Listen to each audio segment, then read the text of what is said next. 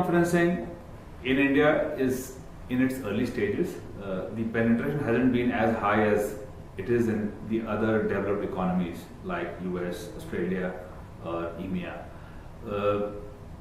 Essentially because one, we are a little behind in terms of the adoption curve.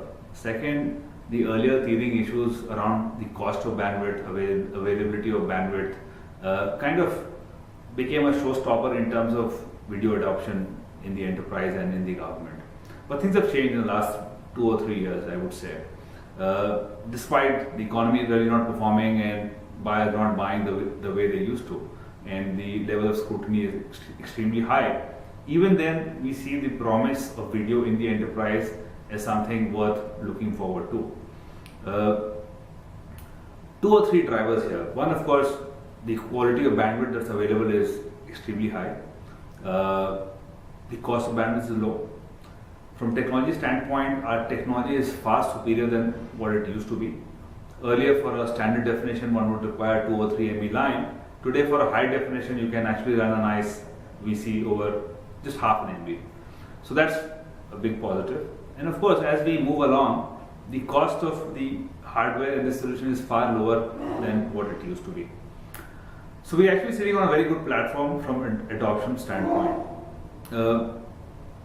However, given the current economy, given what's happening out there, it is essential that we build very, very good, compelling business case studies for technology adopters within the organization, especially the CIOs or whoever the person is who's setting up the visual collaboration architecture. It's no more about just travel saving. It's about how do you connect visual collaboration to other processes within the organization to make the whole solution far more effective.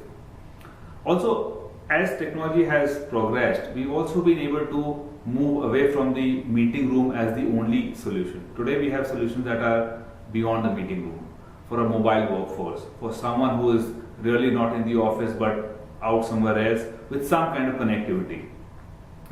So that kind of helps expand the scope of video in the enterprise.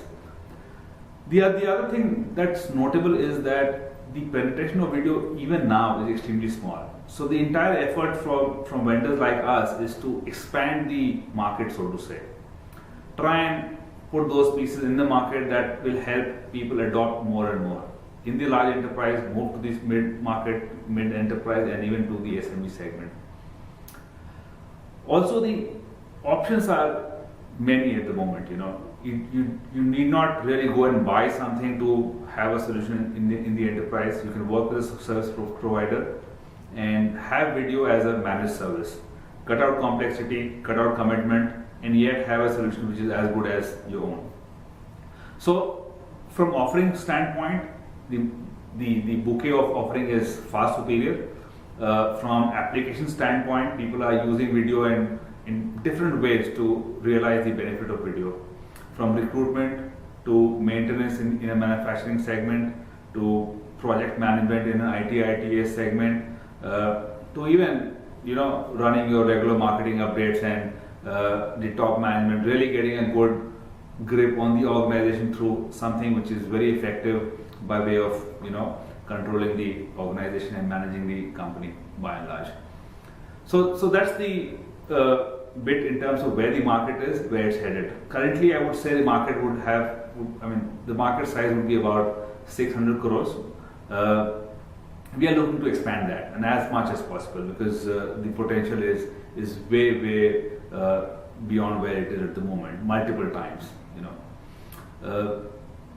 In terms of strategy, Polycom is working on 2 or 3 fronts. One, of course, the technology itself, to come out with solutions and technologies that are cheaper, that are easier to use, that's far more immersive in experience, and on a variety of platforms as well. It's not so earlier, as I said, it was only meeting room. Polycom now looks at meeting room as one aspect of the overall solution.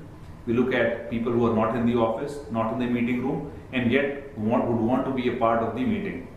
And therefore, mobility plays a very important role. Mobility is one aspect. We also believe that it's important to involve people who are not a part of your organization in video meetings to make it even more effective? How about something that can help you talk to your suppliers? How about something that can talk to your partners? Or anyone, any stakeholder who is outside your organization. And that's where the concept of integrating social media into our entire framework, so that if you have someone who is not a part of your organization but is an important person or relevant person to talk to over video, the solution will now allow you to get him into a meeting room, and therefore really break the boundary of your office, the geography, and also your own network per se. And again, by keeping all those security issues intact, it is not through compromising security. You're still as secure as you were, and yet talk to an external stakeholder. So technology is one area that Polycom is working on. Second, the go-to-market. Increasingly, as you want to expand the market, you want to get into different market segments. Large enterprise is one. How about the mid-market, the SMB, where the larger chunk of the business lies? At least the larger number of players play in that segment. And therefore, the approach of working with service providers, as I said, by creating an offering which is like a solution in a box. You talk to a service provider, he gives you managed services in a box, and you get going.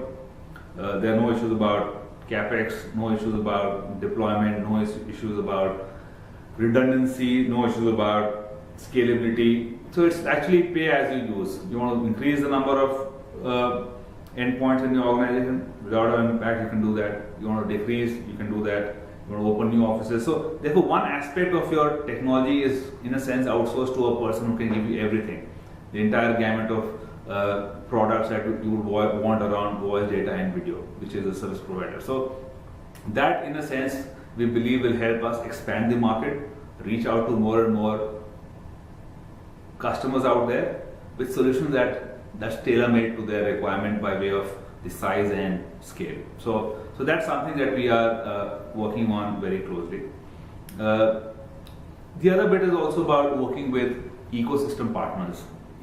Polycom, our solution is based on open source, and it's not proprietary, and therefore it's possible for us to work with just about anyone who has open standards. And therefore, in the market, any large vendor who's got open standards would be able to work with Polycom.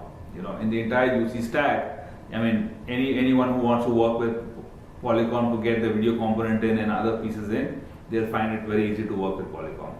And therefore, we see the entire set of partners out there as a part of our own extended arm out there. Therefore, your vendors like Microsoft, HP, IBM, all of them, we have some kind of relationship going with them to be able to address a larger client base. That's one. To be able to provide solutions that are relevant and tailor-made to the organization out there. So that's the other bit that Polycom is working on. And of course, with every changing, game-changing technology that's there, we kind of work very rapidly to see how we can leverage that, from social media to mobility to anything that can come our way, where we think it's important to work along with a forward-leaning technology where the audience is leaning towards. It's not that people are on social media and look, I do not want to be on social media because I am an enterprise solution. We realize that social media is a way of life. We must be able to work with something like that, coexist, and actually leverage that to expand the scope of video solution as a whole.